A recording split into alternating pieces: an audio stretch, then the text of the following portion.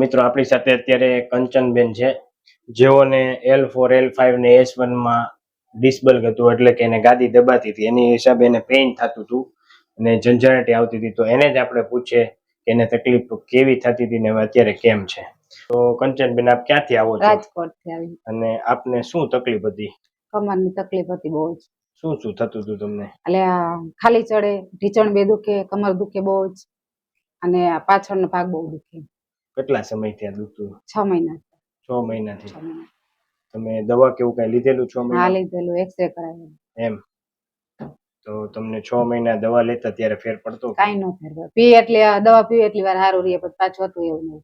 એમ? પછી ઓપરેશન નું કેવું કઈ કીધેલું? ના, ઓપરેશન નું નતું કીધેલું, કે તમે આરામ કરજો. એ કે આરામ મેં 1 મહિનો કર્યો, કઈ ફેર ના પડ્યો, એટલે પછી અમે અહીંયા આવ્યા. એકચ્યુઅલી તમને નસ દબાતી હતી? હા.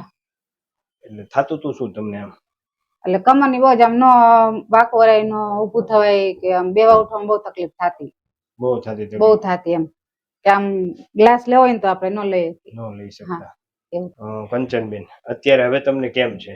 બહુ સારું. એમ? હવે દુખાવો થાય છે? પહેલા જે તમને વાંકા નહોતા વળી શકતા, ઊભા નહોતા રહી શકતા? ના, એવો કઈ દુખારો નથી થતો. હવે સાવ ઓકે થઈ ગયો? કમ્પ્લીટ? એમ? ભાઈ, તમને કેવું લાગતું આમ બેન ને જ્યારે દુખાવો થતો? તમારો રિસ્પોન્સ બહુ સરસ છે. એમ? કારણ કે જો કોઈ વ્યક્તિ દવા પીએ ને સાહેબ, તો એમાં શું થાય કે લાંબો ટાઈમ સુધી એનું રિઝલ્ટ નથી મળતું. થોડોક ટાઈમ આરામ મળે અને પછી દવા પી જાય, થોડોક ટાઈમ આરામ મળે, પાછું આ તો એવી વસ્તુ થઈ જાય. દવા હું સતત પીવા જ રાખવી પડે, અને વાકું ન વળીએ કે, અને સતત દવા પીને આરામ જ કરવો પડે એવું થાય.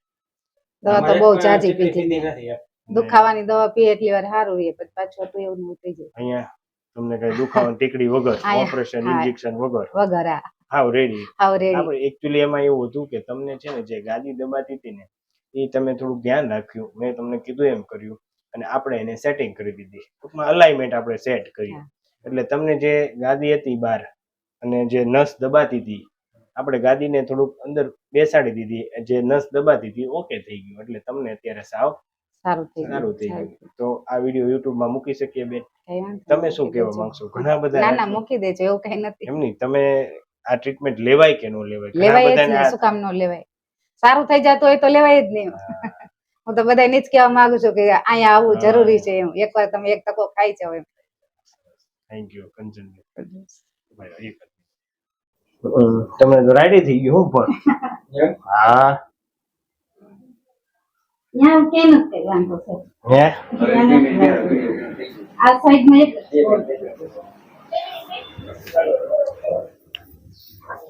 ઊંડો શ્વાસ લો માં, છોડો, ઊંડો શ્વાસ લો, છોડો.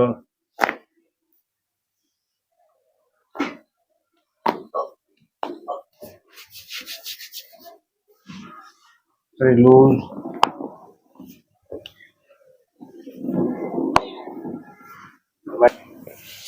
લૂઝ રાખજો માં, માથું આમ આમ આમ આમ આમ. ઊંડો શ્વાસ લો, છોડો. ઓકે,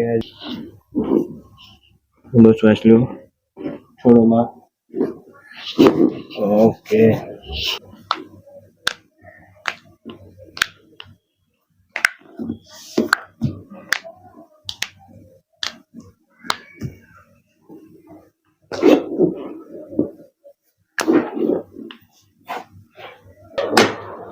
ઓકે ભૈયો,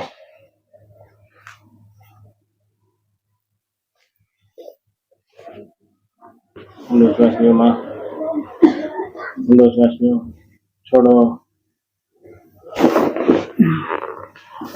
કેમ માં કટાકા બોલ્યા ને? બોલાવ. હે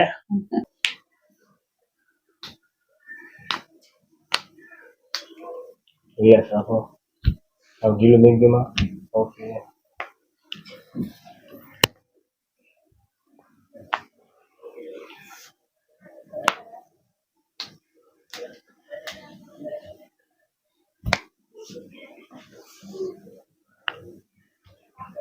अब रिलैक्स हो. जो तो माताजी